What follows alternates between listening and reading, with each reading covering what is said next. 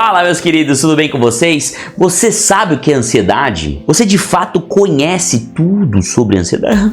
Eu não sei, Dai, que ansiedade eu sofro. Você sofre por ansiedade? Então vem aqui nesse vídeo que eu vou te explicar tudo de ansiedade. Eu vou dar uma aula para você de ansiedade, então vai se inscrevendo, dá o seu like aí, compartilha com os amiguinhos aí que a gente vai explicar tudo para você de ansiedade. Primeira pergunta que eu faço é: o que é ansiedade? Ansiedade é boa? É ruim? É natural a gente ter? Todo mundo tem? Tem gente que é abençoada e não tem? E eu vou te explicar. Ansiedade é um mecanismo adaptativo dentro do nosso cérebro. Todos nós temos esse mecanismo adaptativo dentro do nosso cérebro. Dentro do seu cérebrozinho tem um mecanismo, um circuito que aciona em relação ao estímulo externo. Tem um estímulo do ambiente, uma prova para fazer, eu preciso ir bem numa prova, eu preciso entregar um relatório, eu preciso chegar cedo no trabalho. Todos esses estímulos externos ativam o nosso circuito de luta ou fuga, que é essa zona que todo mundo entende por ansiedade. Mas é aí que mora uma grande chave para a gente entender de ansiedade. A ansiedade é um processo natural, fisiológico, que acontece dentro de todo mundo. Todo mundo tem ansiedade e, de certa forma, a ansiedade, ela é importante para nos movimentarmos em direção à vida. Então eu preciso estar minimamente ansioso para eu me movimentar e cumprir as minhas responsabilidades na vida. Uma pessoa zero ansiosa é uma pessoa descompromissada com a vida, com as suas responsabilidades, com a sua família, com o seu trabalho, com os seus estudos. Então nós temos que ser ansiosos. O problema é que a ansiedade ativa esse circuito de luta ou fuga quando a gente se depara com uma ameaça, anota aí, uma ameaça real ou percebida. Então a gente tem uma ameaça real ou percebida no ambiente, no nosso contexto de vida, e aí a gente ativa esse circuito de luta ou fuga para nos movimentarmos e fazermos. O problema é que o problema não está na ameaça real, porque o trabalho que eu tenho, o relatório do trabalho que eu tenho que entregar, é o relatório do trabalho que eu tenho que entregar. A prova que eu tenho que fazer continua sendo a prova que eu tenho que fazer. O problema é a ameaça percebida. Aqui que está uma grande chave, presta a atenção, isso é muito importante. Então a ameaça real é aquela constante, é o fato que eu vou ter que cumprir na minha vida, é o que de fato a vida está me chamando para eu cumprir. Agora, a ameaça percebida são todas aquelas impressões que eu carrego na minha história, todas aquelas impressões que eu carrego dos traumas vividos, das provas que eu fiz e que eu tomei pau, eu tomei um cacete em casa, minha mãe desceu-lhe a porrada, desceu-lhe a porrada em casa. Todos os traumas vividos durante a nossa história vão preencher essa ameaça percebida. A ameaça percebida é a lente que você tem a partir da sua história de imprimir na ameaça real. Putz, isso é muito importante. Então, toda vez que você se encontra dentro de um momento de vida com uma ameaça percebida muito maior do que a ameaça real, saiba, isso é um eco da sua história. Isso é um barulho da sua história, dos seus traumas, das suas impressões anteriores, e com isso você não consegue de fato olhar para a realidade com um peso adequado que te convoca a fazer algo, e o desgaste fica muito grande e a ansiedade fica extremamente desconfortável. Porque a ansiedade, ela é boa, ela é necessária na nossa vida, mas aqui eu vou dar uma aula. Eu vou dar uma aula para você, então pega papel e caneta na mão, porque aqui está os gráficos. Eu vou desenhar aqui os gráficos da ansiedade para você prestar atenção no que acontece dentro de você. Isso é muito importante. Se acontece dentro de você, você tem obrigação de saber. Então aqui nesses 3 gráficos, olha, eu já vou te pedir desculpa porque eu não sou dos melhores desenhistas, mas aqui ó, eu não sou aquele desenhista profissional, mas eu vou me esforçar para você porque eu amo você. Eu amo você, eu quero o seu bem, eu quero o seu bem. O Doc tá aqui para explicar tudo sobre ansiedade. Então aqui a gente tem 3 gráficos. O primeiro gráfico é o gráfico da ansiedade natural, aquela ansiedade que, pô, preciso ter ela para viver, para direcionar para os meus projetos de vida, para os meus afazeres, para o meu trabalho. Então aqui ó, temos a ansiedade natural. Então o gráfico da ansiedade natural, vamos desenhar o gráfico da ansiedade natural. Temos aqui também a ansiedade, o transtorno de ansiedade generalizado, o gráfico do transtorno de ansiedade generalizado. E temos aqui, por que não, o gráfico, vamos espremer um pouquinho aqui, do transtorno de pânico. Quem já sofreu de transtorno de pânico sabe como é que é, hein? Quem já sofreu transtorno de pânico sabe como é que é. Vou até diminuir um pouquinho aqui, ó, minha tela, da tela,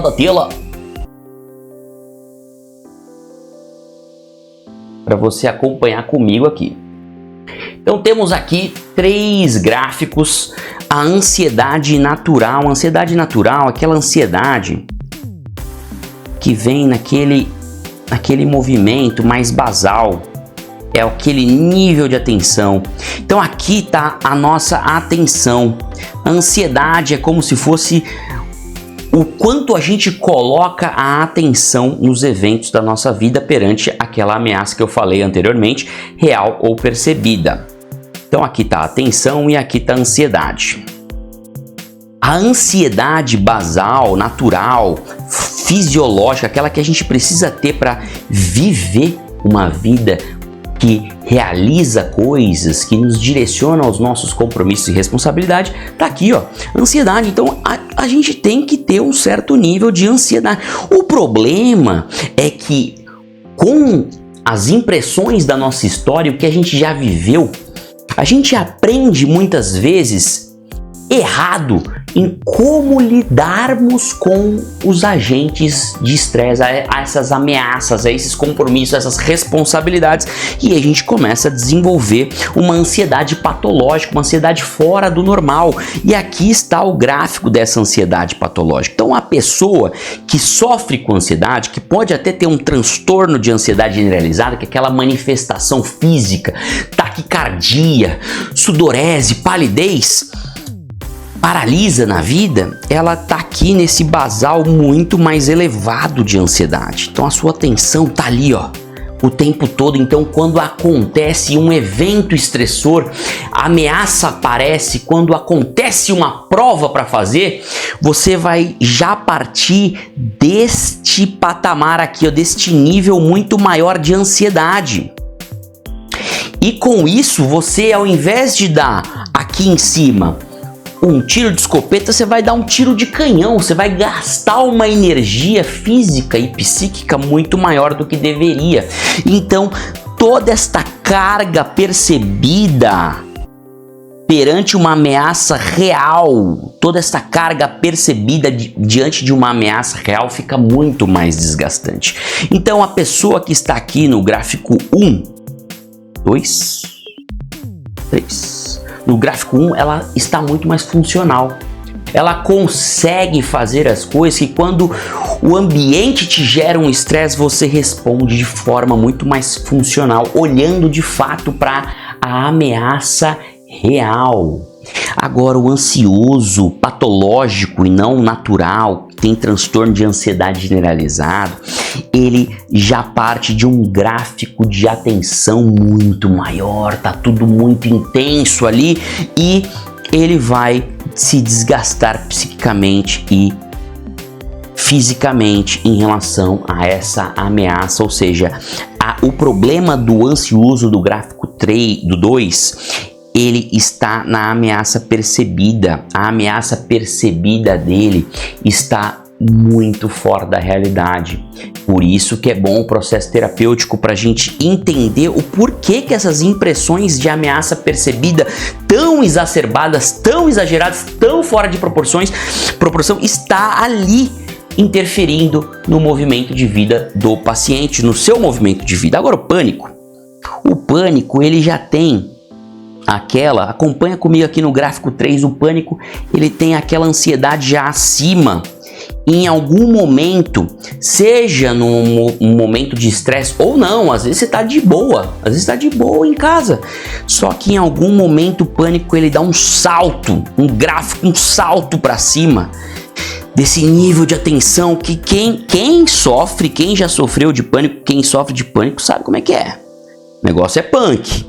E aí ele cai num nível até abaixo muitas vezes de estafa, né? Porque o pânico ele movimenta toda a sua energia física e psíquica e dá aquela sensação de morte, eu vou morrer. Eu vou ter paciente que fala assim: doutor, eu escrevi uma carta para minha mulher, mandei uma mensagem pro meu filho porque eu achei que eu ia morrer. Então, realmente o pânico ele é muito problemático na nossa vida. Ele é muito problemático. Olha só o gráfico, olha para onde vai o nível aqui de atenção. Olha para onde que vai o nível de atenção, lá em cima, um pico. E quanto que dura, Doc? Quanto que dura esse pico de movimento? Porque não é para sempre, tá?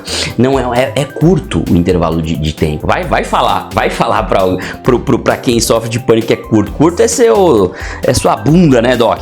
Mas olha, aqui os livros mostram que o pânico tem um intervalo de tempo de cerca de 15 minutos. Cerca de 15 minutos quem sofre de pânico passa por essa avalanche de desgaste físico, emocional e psíquico. Então nesse pico, cerca de 15 minutos, claro, tem uns mais, outros menos, mas já é uma excelente notícia, porque quem sofre de pânico entende isso vai passar. É claro que a gente tem algumas estratégias farmacológicas, terapêuticas, para te auxiliar, para entender melhor o porquê que está acontecendo isso com você. Eu vou falar um pouquinho aqui no vídeo. Fica aqui comigo. Então a gente tem no gráfico 1 essa ansiedade natural, que é importante para nos movimentarmos em relação à vida.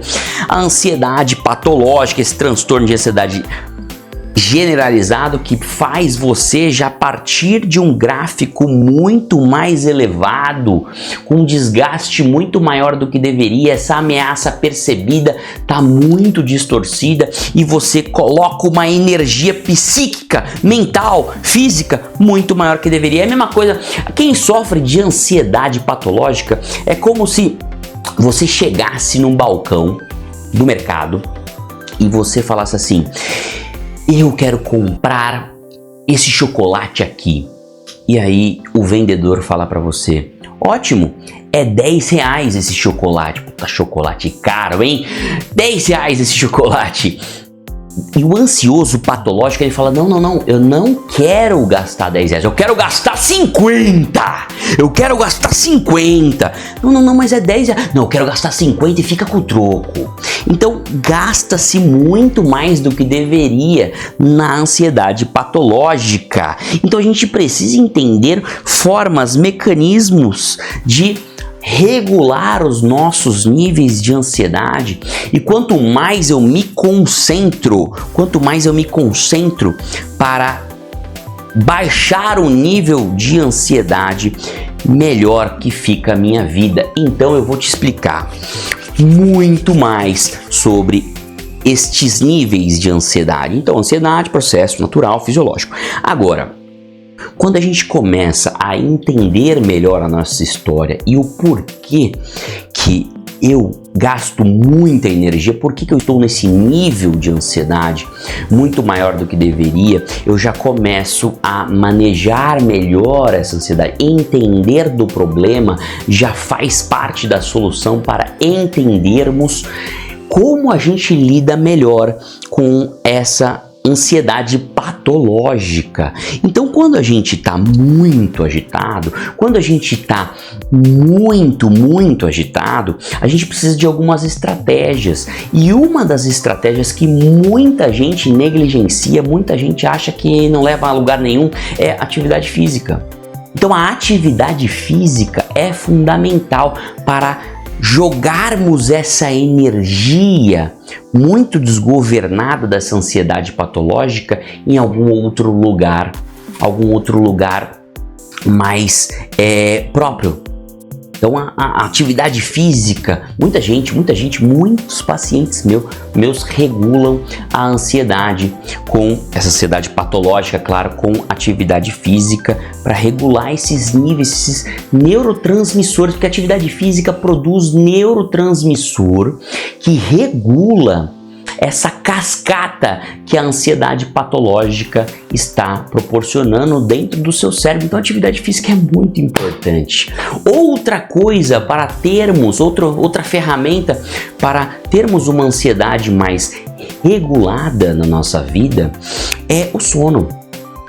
Um sono de qualidade faz o nosso organismo ficar muito menos estressado, muito menos ansioso. Porque quem dorme pouco, quem dorme mal, vai cada vez ficar mais estressado, cada vez os seus hormônios, o cortisol de quem dorme pouco vai ficar mais elevado e esse cortisol vai aumentar a sua zona de estresse, consequentemente você vai aumentar o seu basal de ansiedade. Então quem dorme mal está alimentando de certa forma a ansiedade patológica. Quem não faz atividade física está, de certa forma, alimentando essa ansiedade patológica. Então, até agora aqui, veja bem, eu não falei de remédio. Quem come mal também, a alimentação ela é muito importante para regularmos. Você já ouviu falar nessa frase? Se não ouviu, vai ouvir agora. O nosso intestino é nosso segundo cérebro. E quando você tem uma alimentação com uma melhor qualidade, menos ultraprocessados, menos embalados, embutidos, uma comida mais natural, sem muito conservante, você naturalmente vai desenvolver a saúde do seu intestino, que se liga, porque parte da nossa absorção de neurotransmissores ocorre no intestino. Então a gente vai desinflamar o nosso cérebro com uma alimentação boa, que, portanto, vai desinflamar o nosso intestino. Então, desinflamando o nosso intestino com uma alimentação boa, você vai desinflamar o seu cérebro. Então, a alimentação, o sono e a atividade física vai regular melhor os seus níveis de ansiedade. Eu falei alguma medicação aqui? Algumas estratégias de suplementação são muito importantes também. Eu adoto dentro do meu atendimento algumas estratégias de suplementação para modular um pouco esses níveis de estresse que estão em patamares patológicos, como ashwagandha, rhodiola rósea, magnésio treonato. Então, alguns compostos, esse vídeo não é uma prescrição médica, hein, meu querido? Vá procurar ajuda, vá procurar o seu médico, o seu psiquiatra de confiança. Estou aqui apenas abrindo uma janela de reflexão só para você entender que tem muitas formas de você lidar com a ansiedade. Então, a pessoa do gráfico aqui, ela já tá saudável. A pessoa do gráfico 1, ela já tá saudável. Tá bem que quase ninguém tá nesse gráfico, Doc. A pessoa que tá aqui, ó, no gráfico 2, a pessoa que está aqui no gráfico 2, ela precisa, sim, de um melhor estilo de vida. Ela precisa, sim, fazer atividade física, ela precisa comer melhor, ela precisa dormir melhor, com algumas estratégias de higiene do sono, se preparar para a noite, para dormir com conteúdos mais adequados, com uma música mais tranquila. Tem gente, tem paciente meu que fala assim, eu não durmo bem, Doc. Quando você vê o cara assiste filme de terror, série maluca e tenta dormir bem, aí não vai dar pra dormir, tua mente tá muito agitada e fica rolando o Instagram, é TikTok, é vídeo aleatório, é catástrofe, é a pessoa que perdeu a vida lá de forma catástrofe. Que isso? Você tem que preparar e avisar a sua mente que você vai dormir. Então, no gráfico 2, você vai ter muitas ferramentas que não o remédio para você lidar com a sua ansiedade, melhorar a qualidade do seu sono, fazer atividade física, se alimentar bem e, por que não, estratégias de suplementação. Agora, o gráfico 3, ele é um desafio para nós, médicos que tratam a saúde mental das pessoas. O gráfico 3, que é o transtorno de pânico, é um gráfico desafiador no tratamento. E o gráfico 3, ele precisa algumas vezes, com uma certa frequência, de medicação. Porque o gráfico 3 é aquela onda, aquela avalanche de emoções, sensação de morte, agonia, e aí sim a gente pode abrir mão de algumas medicações para tratar, tirar a pessoa daquele movimento abrupto, artificialmente, claro, porque é medicação, é química, mas que não vai comprometer a vida dessa pessoa, porque às vezes essa pessoa tem uma prova para fazer, deu pânico nela, ela toma uma medicaçãozinha e aí, consequentemente, ela vai conseguir fazer a prova, ela vai manejar um pouquinho melhor essas emoções, esse nível de atenção, essa ameaça percebida de forma muito desproporcional.